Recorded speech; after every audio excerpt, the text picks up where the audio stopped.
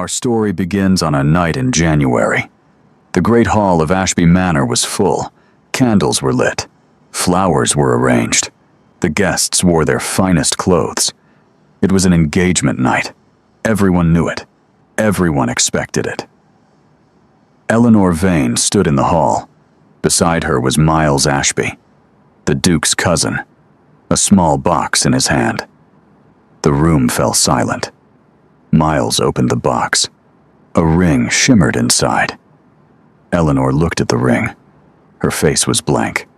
Her eyes were blank. No one could see what was inside her. Miles reached out his hand. And in that moment, the door opened.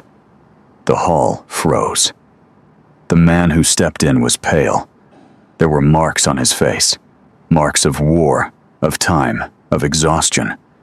His clothes were not proper. His hair had grown long. But those eyes, Eleanor knew those eyes. Robert. The hall stood still. Miles stood still. Eleanor stood still. And Robert Ashby, Duke of Caldwell, the man believed dead, waited for 2 years, mourned, grieved, looked around that room. He looked at Eleanor. He looked at Miles beside her. He looked at the ring in his hand. And something passed through his eyes. Shock, pain, and anger. Stop. That's as far as I've told it. Now we go back, 2 years earlier, to where everything began. Because to understand this story, you have to know how it started. We'll take a very short break. If you don't want to miss new stories, please subscribe to the channel. Back then, Eleanor Vane was 22. Robert Ashby was 26. They were engaged. A strong, well-established, loving engagement between two families. Eleanor loved Robert. Robert loved Eleanor. London society looked at them and said, "What a beautiful couple." And everything was good. Until the news came. Robert arrived one morning. Eleanor was in the garden. She saw him.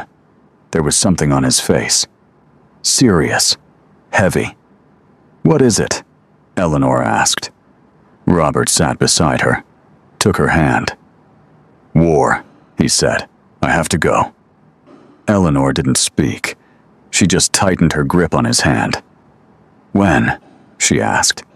"In 2 weeks." 2 weeks. 14 days. Those 2 weeks are hard to describe, because they knew everything. He would leave. It would be dangerous. No one knew when he would return. And still, they woke up every morning. They ate. They talked. They laughed. What else could they do? On the last night before he left, Robert turned to Eleanor. "Will you wait for me?" Eleanor looked at him. "Yes." "Promise?" "Promise." Robert smiled. That familiar, warm smile. "I promise too," he said. "I'll come back." He left early in the morning. Eleanor stood at the door, watching him. Did Robert turn back? Yes. Once. He waved.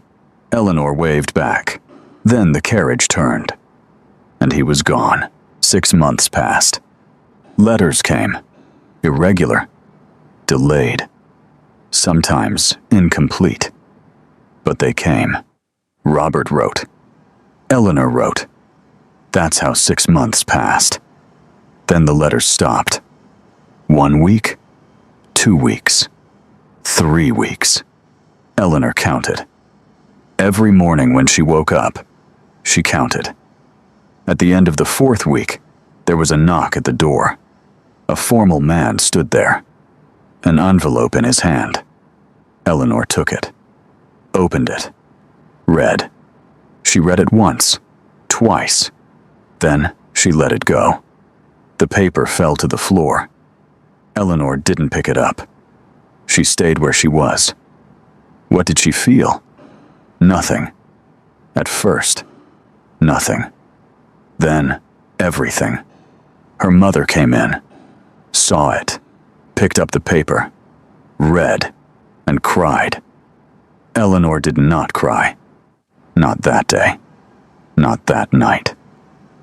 3 days later, alone in her room at midnight, she cried, and for a long time she couldn't stop. There was something else in those days. Eleanor knew. She had known for 2 weeks, but she hadn't told anyone, because she was going to tell Robert. In a letter. In the next letter. That letter was never sent, because the news had come first. She was pregnant. She was carrying Robert's child. And Robert was gone. Eleanor sat for a long time that night. In a dark room, a fading candle beside her, her hands in her lap. Pregnant. Alone. Her fiancé dead. No one knew. Her mother didn't know. Her family didn't know. What am I going to do? There was no answer. Morning came. Eleanor stood up, washed her face, went downstairs. And that day, Miles Ashby came to the door. Miles Ashby cried at the funeral. Everyone saw it. No one questioned it. Robert's cousin. They had grown up together. Or at least, that's what people said. Miles was always there. In Robert's shadow, a little behind. But there. He was there that day, too. Black clothes, head bowed, a handkerchief in his hand. He came to Eleanor, took her hand. "I'm so sorry," he said. His voice trembled. Eleanor didn't lift her head. She only nodded. Miles stayed. For a long time. But understand this.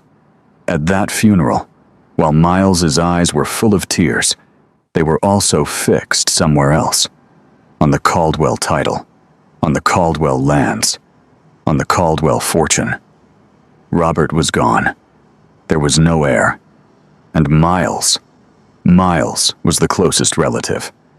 Everything could pass to him. If there was no obstacle. That obstacle was Eleanor. But Miles didn't know that yet. Not yet. In the first month, Miles came every week. Visits, support, observation. He spoke with Eleanor's mother, with the family. "Difficult days. I'm here for you. Tell me if you need anything." When Eleanor saw him, she was polite. She had no energy for anything else. At the beginning of the second month, Miles noticed something. Eleanor's silhouette was changing, just slightly. But Miles was a careful man. He saw it. And that day, everything changed. Miles thought for a long time that night. If Eleanor was pregnant, and if it was Robert's child, and if that child was a boy, everything would go to that child. The Caldwell title, the lands, the fortune, not to Miles. None of it to Miles. From that day on, his plan changed. He was no longer waiting. He was acting. He came one Thursday afternoon. Eleanor was in the garden. She went out to the garden every day now. She couldn't stay inside. Miles sat beside her. "How are you?" he asked. "I'm fine." "Really?" Eleanor looked at him. Miles lowered his voice. "Eleanor, I can see it. Are you pregnant?" Silence. Eleanor said nothing. Miles continued. "You don't have to say it. But if you are," he paused. "We need to talk." They talked that day. For a long time. Miles explained. Plain. Logical. Cold. But his voice was warm. He seemed concerned. "Think of a woman," he said. "Her fiancé is dead. She is pregnant. She will give birth to a child without a father." He paused. "You know what that means in London, Eleanor. What society will say. What your family will say. How that child will grow up." Eleanor's hands rested in her lap. She listened. "Robert is gone," Miles said. His voice softened. "But you are still here, and that child is still coming." He paused. "That child needs a name, a father, a home." Eleanor raised her head. What are you saying? Miles looked at her. I am here, he said. I am Robert's closest relative. I can be a father to that child. I can be a home to you. He paused. Marry me, Eleanor, for the child. Eleanor didn't answer that day. I need to think, she said. Miles stood and left, but his words stayed. That night, Eleanor thought. She didn't like Miles. She never had. But why? Was it just a feeling? And Miles's words. A child without a father. Society. Family. They were all true. All real. Eleanor was pregnant. Robert was dead. And that child would be born. What would happen to that child? Her mother came to her that night. Lord Miles spoke to me as well, she said carefully. Eleanor, we have to think about the child. Eleanor looked at her. You too? Her mother took her hand. My daughter, we live in a difficult world. That child needs a name. A week passed. Miles came again. This time, Eleanor's mother was in the room too. And this time, Miles spoke differently. He spoke about the Caldwell will. Technical. Legal. What would happen if Robert's child was not recognized? How the child's rights could be protected? And what would happen if they were not? Eleanor listened, and those words, those cold, technical, legal words, broke something inside her. That child's rights. What would happen if they weren't protected? Was it not true? Was it wrong? That evening, Eleanor made her decision. It was not the right decision. It did not come from her heart. But she saw no other way. She accepted. But understand this. As Eleanor accepted, something inside her screamed. No. Very quiet. Very deep. But it screamed. Eleanor did not want to hear that voice, because if she did, everything would become much harder. The engagement was decided. A date was set. And from that day on, every morning when Eleanor woke up, she looked in the mirror. Her face was blank. Her eyes were blank. Inside, she was something else. But no one asked about what was inside her. Meanwhile, far away, in a prisoner of war camp, Robert Ashby was alive. James was born in December. It was a cold night. Eleanor labored for a long time. Her mother was beside her. The midwife was there. By dawn, it was over. The midwife lifted the child and handed him to Eleanor. Eleanor looked. Small. Red. Eyes closed. And that face, that small, new face that knew nothing yet, looked like Robert. Eleanor's eyes filled. She didn't cry. She held him. But something happened inside her at that moment. Deep in that dark, lonely, broken place, something small lit up. This child was here. Robert was gone. But this child was here. James was a boy. When Miles heard the news, his face did not change. He congratulated Eleanor politely. He sent flowers. But that night, Miles sat for a long time. A boy. The Caldwell title. The lands. The fortune. All of it would pass to that child. If he were recognized. If one day it came before a court. The plan had changed. It was no longer enough to marry Eleanor. He had to control James as well. The first year passed. Eleanor raised James. Alone. Her mother helped, but the night wakings, the morning cries, carrying that small weight, those were all on Eleanor's shoulders. And Miles was there. He came every week. Every week he said the same thing. Different words, the same meaning. Robert is gone. James needs a father. I am here. Each time, Eleanor gave a short answer. I will think about it. But she didn't think about it, because that voice was still inside her. That voice that said no. One day, Miles came differently. He sat down, his face serious. "Eleanor, have you thought about James's future?" "I think about it every day." "No." Miles leaned forward. "Have you really thought about it? What will happen when he grows up? When he goes to school? When he enters society? When they ask who his father is? What will he say?" Eleanor said nothing. The illegitimate child of a dead duke. Miles lowered his voice. "Let that not be his life, Eleanor." Eleanor looked at the table. "You don't have to decide today," Miles said as he stood. "But think. Think for James." He left. Eleanor stayed there. James was asleep in the next room. She could hear his breathing. Eleanor closed her eyes. The second year was harder. James grew. He began to walk. He began to speak. First words, first steps. Eleanor saw everything, carried everything, and the loneliness grew. Her mother fell ill, not severely, but enough. Eleanor cared for both James and her mother. Miles saw the opportunity. This time, he said something different. "I will begin legal proceedings," he said. His voice was flat now, not gentle, but real. "For James to receive the Caldwell title. But for that, my name must be there. Our marriage must be there." Eleanor looked at him. "Are you threatening me?" "No," Miles smiled. "I am telling you the truth. I can take care of James better than anyone. You know that." That night, Eleanor cried.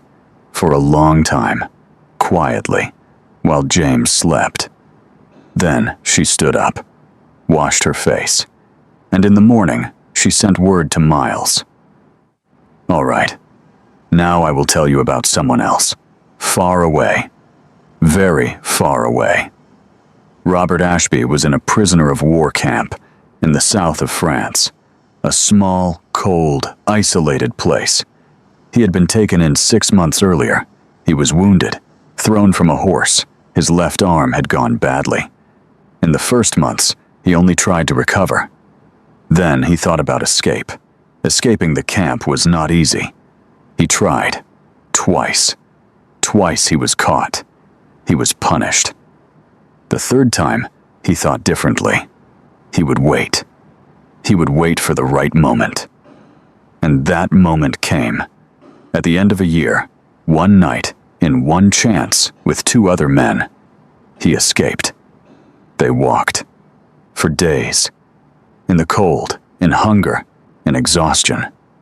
But Robert did not stop, because there was only one thing in his mind.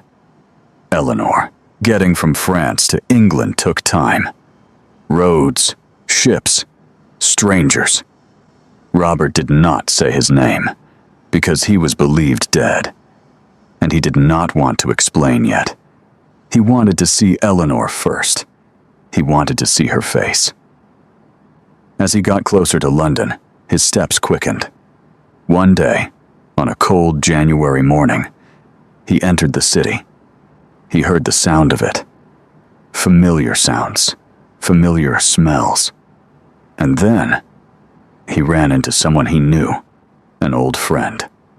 The man froze when he saw him, turned pale. "Robert," he said, You're dead." "No," Robert said. "I'm not." The man was shaking. Tonight is Eleanor Vane's engagement. To Miles Ashby." Robert froze. "What?" "The engagement ceremony. At Ashby Manor. Tonight." Robert waited 1 second. Then he ran. That morning, Eleanor woke early. She didn't get out of bed right away. She stared at the ceiling. It was today. Today, she would become Miles Ashby's fiancée. She got up, washed her face, looked in the mirror. That face. 2 years of mourning. 2 years of carrying. 2 years in black. It was tired. There were dark circles under her eyes. James's voice came from the next room. He was awake. Eleanor went to him, picked him up, held that small weight. James smiled, as he did every morning, for no reason, purely. Eleanor smiled too, not forced. When she looked at James, she didn't have to force it. "Today is an important day," she said softly. James didn't understand, but she said it anyway. "To protect you." James placed his hand on Eleanor's face, a small, warm hand. Eleanor closed her eyes. In the afternoon, preparations began. The dress arrived, light blue, elegant. Miles had chosen it. Eleanor wore it, because she had to. Her hair was arranged, jewelry was placed. Eleanor looked in the mirror. From the outside, everything was right. She was beautiful, ready, like a bride-to-be. Inside, that voice was still there. That voice that said no. It had been there for years. She had tried to silence it. She couldn't. This is not right. She knew. But what could she do? By evening, the hall was full. The great hall of Ashby Manor. Candles, flowers, guests, familiar faces from London society. Everyone was there. Everyone was waiting. Eleanor came down the stairs. Miles was waiting below. Black suit, a smile, his hand extended. Eleanor gave him her hand. Her hand was cold. Did Miles notice? He didn't. Or he acted like he didn't. They entered the hall. The guests turned. Smiles, whispers, small bows. Eleanor walked straight. Her steps were steady. Her face was calm. Inside, she was something else. They reached the center of the hall. Stopped. Miles stood beside her. A priest was waiting for the engagement blessing. He began. Words came. Latin, English, mixed. Eleanor heard them, but did not listen. She heard the sound, but the meaning did not reach her, because there was another voice inside her. Robert. She thought of that name. She thought of that last morning. That wave. That promise. I will return. He didn't return. Or, Miles took the small box from his pocket, opened it. The ring shone in the candlelight. The hall fell silent. Miles turned to Eleanor, reached out his hand. Eleanor raised hers. Her fingers trembled, just a little, almost invisible. But they trembled. Miles held the ring, brought it toward her finger, and the door opened. It opened with a sharp sound. Someone had pushed it. Strong. Certain. The hall turned. A man stood in the doorway. He was pale. There were marks on his face. His clothes looked worn from travel, from exhaustion, from a long journey. His hair had grown long. His left arm held slightly different, the trace of an old injury. But those eyes, those dark, familiar. Eleanor froze. The ring stopped in the air. Miles's hand stopped in the air. The hall froze. No one spoke. No one moved. Because the man standing there was dead. Robert Ashby, the Duke of Caldwell, believed dead for 2 years, mourned for 2 years, grieved for 2 years. He was standing there. Robert looked around the hall. His eyes swept over everything. Fast, sharp, in a single glance. The guests, the candles, the priest, Miles, with the ring in his hand, and Eleanor. That look. What was in Robert's eyes?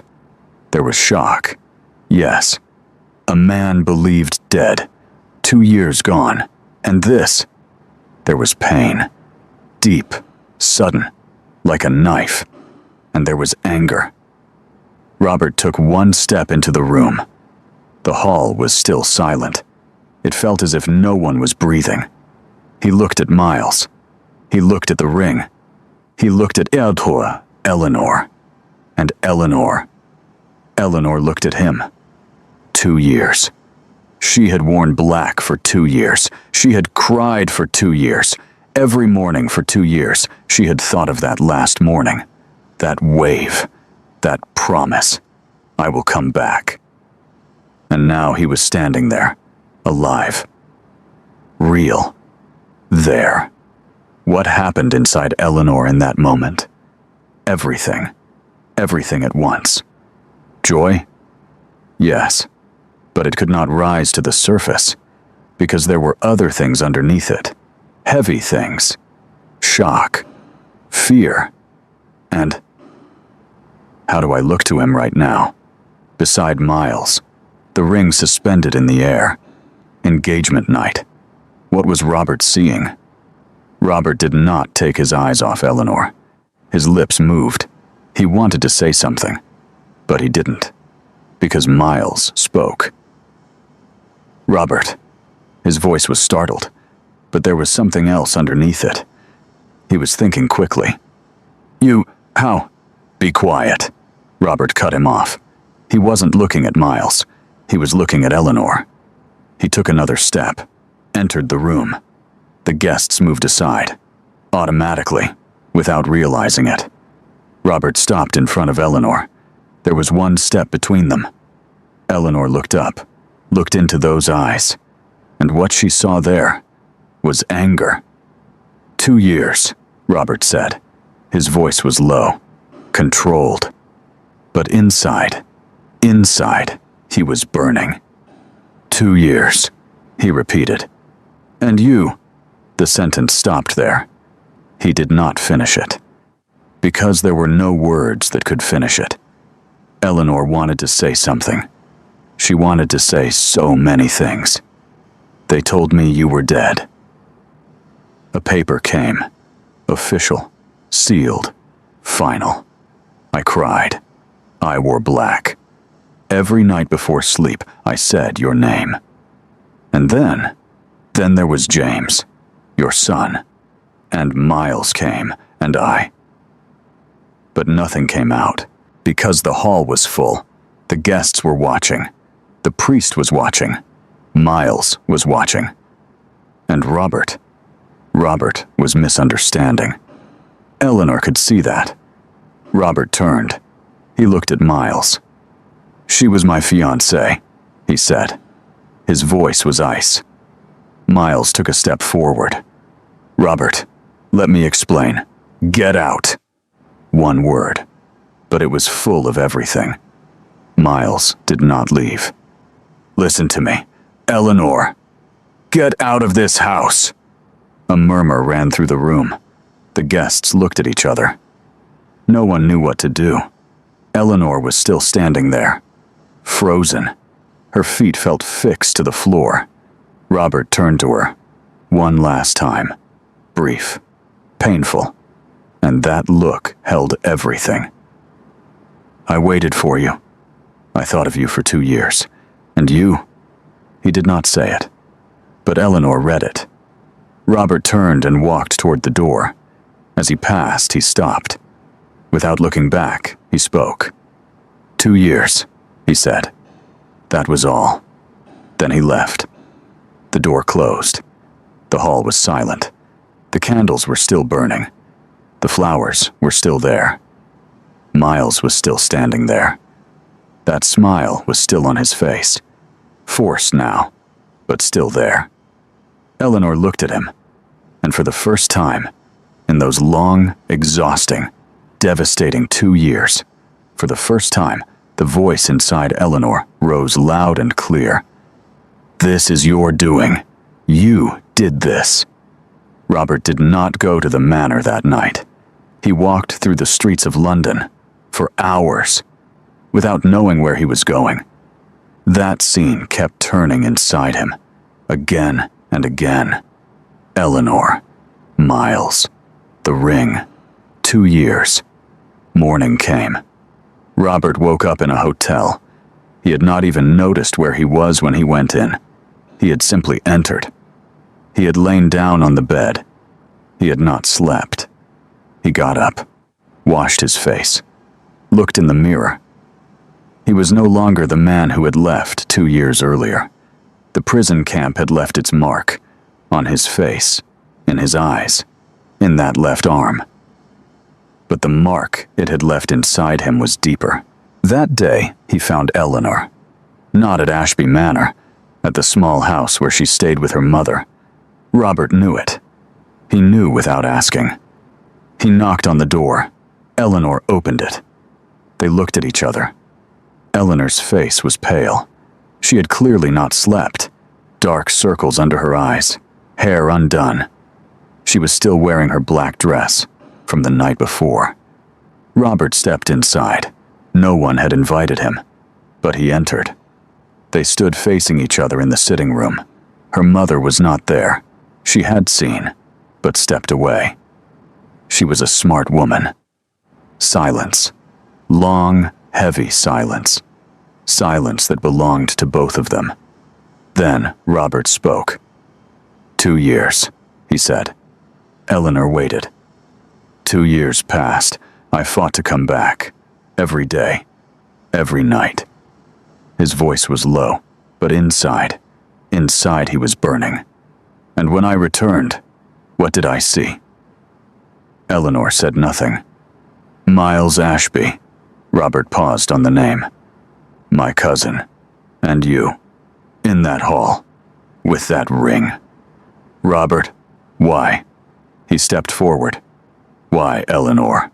Couldn't you wait 1 more year? Were 2 years too much? Everything was inside Eleanor. Everything she wanted to say. Everything she wanted to explain. But how could she begin? Where would she start? They told me you were dead. The official notice came. There was a paper. And I was carrying your child. And Miles came. And how could she say those things? Which word could she start with? She stayed silent, and in that moment, the door opened. James ran in. He was 18 months old. He had only recently learned to walk. Fast, unsteady, bumping into everything. He saw Eleanor, laughed, and ran to her. Mama! Eleanor bent down, picked him up. And Robert. Robert froze. He looked at the child, small, brown-haired, smiling. And that face. That face. Robert knew that face. It was the face he saw in his mirror. The face he had seen in his father's portrait. The face he had seen in childhood photographs. It was an Ashby face. Who is this child? His voice came out flat, rough. Eleanor was holding James. The boy looked at Robert the way children look at strangers. Curious, fearless. Eleanor looked at Robert, and she said it. He is your son. Silence. Robert did not move. It felt as if he was no longer breathing. He looked at the child, at that small face, those Ashby eyes, that brown hair. Then he looked at Eleanor, then back at the child. And something happened in that moment. That hard, angry man, carrying 2 years inside him, broke for 1 second. Only for a moment. But he broke. James reached out his hand to Robert. Children do that. They reach for strangers without fear, without thinking. Robert looked at that hand. Small, soft, a hand that knew nothing yet. He bent down, and he took James's hand. Eleanor watched, and inside her, everything from those 2 years. Grief, loneliness, fear, carrying it all, stopped for 1 second. She only looked at that scene. Robert and James, father and son, for the first time. Then there was a knock at the door. Miles stepped inside. Even though he knocked, he didn't wait for an answer. He never did. He moved through that house as if it already belonged to him, and he saw the scene. Robert, James, Eleanor. Miles's eyes assessed everything, fast, sharp, and then that smile appeared. The one always ready, always perfectly in place. "Robert," he said, his voice warm. "Thank God. When I heard you were alive, be quiet." Robert stood up. James was still there, now clinging to Eleanor, unsettled by the unfamiliar voice. Robert looked at Miles, and that look was different from the one he had given Eleanor. Colder, sharper, something inside him was no longer holding back. "What did you do?" Robert said. Miles looked surprised, or acted surprised. "Me? Robert, I helped Eleanor. It was a difficult time, that child." "What did you do?" Same tone, same cold edge. Miles took a step forward. "Tell me what you think I did. I am your cousin. I have always—" "Get out!" Miles stopped. "Leave this house, and stay away from Ashby Manor as well." Robert stepped closer. "I'm back, and I will be looking into certain things. Soon." Miles's smile didn't disappear, but his eyes changed. He was calculating. Fast. Quiet. "Of course," he said. "Of course, Robert. Rest. It's been a long journey." He turned. "Eleanor." He inclined his head. "We will speak again soon." He left. The door closed. Robert was still standing. Eleanor was holding James. Silence. Long. Heavy. A silence that carried everything inside it. Robert turned to Eleanor. The anger was still there. It hadn't gone. But something else was there now, too. After seeing James, after holding that small hand. "Tell me," he said. His voice was still hard. "Tell me everything." Eleanor set James down. The child ran toward his toy. Eleanor sat, and she began. She told him everything. The news of his death, the letter, the way it fell to the floor, learning she was pregnant, Miles's arrival, his words, his pressure, the way she had agreed. For James. Her voice trembled once. Just once. Then it steadied. Robert listened. He didn't interrupt. Didn't question. He just listened. When she finished, there was silence. James sat in a corner, playing with his toy, unaware of everything. Robert looked at the child. Then he looked at Eleanor. "Miles," he said. "Just the name." "Yes," Eleanor said. Robert stood up, walked to the window, looked outside. For a long time. Eleanor waited. Then Robert turned back. "I will handle this," he said. Eleanor looked at him. "How?" "I don't know yet." He paused. "But I will." That night, Robert sat alone, and he thought. Miles. That smile. Those calculating eyes. That, "Of course, Robert, rest." Something didn't fit. It hadn't fit for years. But now he was trying to understand. What exactly had Miles done? And why? The answer was there. Robert could feel it. By morning, he would begin to look. Robert woke early the next day, and he began. He wanted to know everything about Miles Ashby. He called his lawyer, an old, trusted man, the family's lawyer since Robert's father. The man cried when he saw Robert. Robert embraced him. Then they sat. "Miles," Robert said, "I want everything. Financial records, documents, anything related to the will." The lawyer looked at him. "Robert, Everything. It took 3 days. The lawyer dug. Robert dug. And what they found. Miles had begun moving 2 years earlier. He had studied the Caldwell will, Robert's father's will. He had found a gap. Small. Technical. But enough. If Robert had no heir, or if the heir was not recognized, Miles, as the closest male relative, would inherit everything. But James existed. If James were recognized, if Eleanor's child were recorded as the Caldwell heir, Miles's plan would collapse. That was why he wanted to marry Eleanor. If he married her, James would become his son. Not Caldwell. Ashby. And the Caldwell inheritance would pass to Miles. Robert looked at those documents for a long time. Something moved inside him. Was it anger? Yes, but something deeper, something more painful. I was in that camp. I was wounded. I was trying to come back. And this man was cornering Eleanor, and I blamed her. That day, he went to Eleanor. He knocked. Eleanor opened.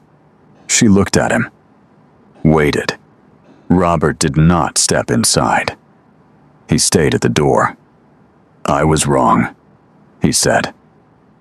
Eleanor said nothing. I blamed you.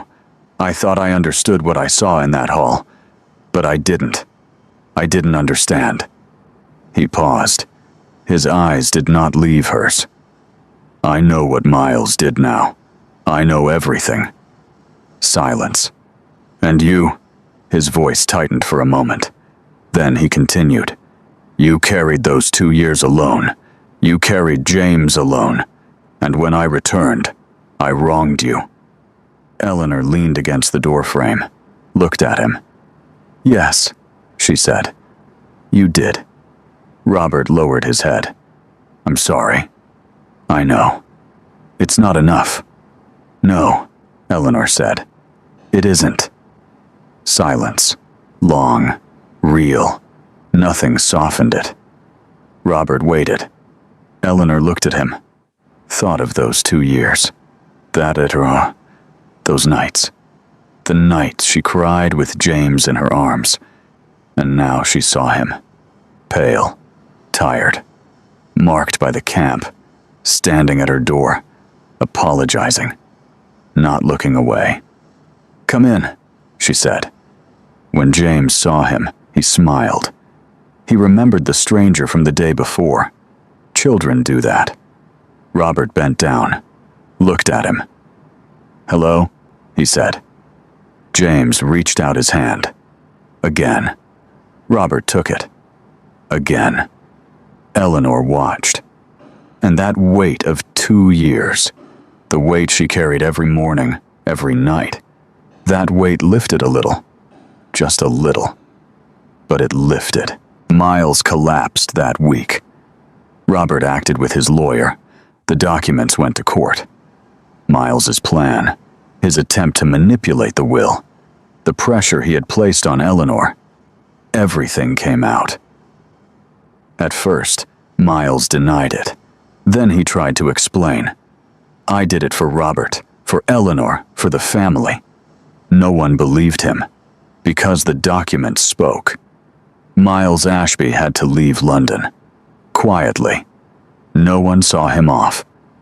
That same week, James was officially recorded as the Caldwell heir. A small process. The lawyer, 2 witnesses, a document. James played with his toy, unaware of everything. As Robert signed the paper, he looked at Eleanor. Eleanor looked at him. Neither of them spoke, but everything was in that look. That evening, Eleanor went to her room. She opened the wardrobe. For 2 years, black dresses had hung there. Neat. Ordered. The color of mourning. Eleanor looked at them. For a long time. Then she reached out. Took one. Folded it. Set it aside. Another. Another. All of them. At the back of the wardrobe, there were other dresses. Old, faded, untouched for 2 years. A soft blue one. A pale green one. Eleanor reached for the blue. She took it. Held it. Her fingers felt the fabric. The next morning, when Robert knocked, Eleanor opened the door. She was wearing the blue dress. Robert looked. He said nothing, but his eyes did. Eleanor looked at him. "Come in." That morning, the three of them had breakfast together, at a small table. Simple food. James, as always, made noise, spilled things, dropped things, laughed. Robert laughed. Eleanor laughed. And that sound, the sound at that breakfast table, filled the house. Now let me tell you what came after, because the story does not end there. Robert and Eleanor were married that year. It was not a grand wedding. Small, quiet, only real people. Eleanor wore white after 2 years of black. Her mother cried. The good kind of crying. James didn't fully understand what was happening, but everyone was smiling, so he smiled too. They moved to Caldwell Manor, a large old house, empty for a long time. When Eleanor first walked in, she looked around. "We will live here," she said. Robert stood behind her. "How is it?" "Large," Eleanor said. "You'll get used to it." "Maybe." But she smiled. Small. Real. James grew up in Caldwell Manor. Those long corridors became his playground. The garden became his world. And Robert. Every morning, Robert woke up and looked at James. He never forgot that first day he held that small hand. Never. He learned how to be a father. Slowly. Sometimes making mistakes. But he learned. As James grew, he began to resemble Robert. Those eyes. That posture. Sometimes, when Eleanor saw it, something tightened inside her. Gently, in a good way. Eleanor never wore black again. The dresses she had set aside remained in the wardrobe, in one corner, untouched. Sometimes she looked at them, but she never wore them, because mourning had passed. It had taken a long time. No one knew how long, but it had passed. Miles never returned to London. No one looked for him. Years passed. When James turned 10, Robert taught him to ride. At 15, fencing. At 20. But that is another story. One evening, Eleanor sat in the garden. A late summer evening. The sun was setting. James was running in the garden. He had grown, but he still ran. Robert sat beside her. They both watched. "Are you well?" Robert asked. Eleanor thought. She really thought. "Yes," she said. "I am." And this time, it was true. She had worn black for 2 years. She had mourned for 2 years. She had carried it for 2 years. But that door had opened, and life, real life, had entered through it. It had come late, but it had come. And that was enough. Thank you for listening to the story all the way to the end. Please tell us which city you're watching from and what the story made you feel. Don't forget to subscribe so you won't miss new stories.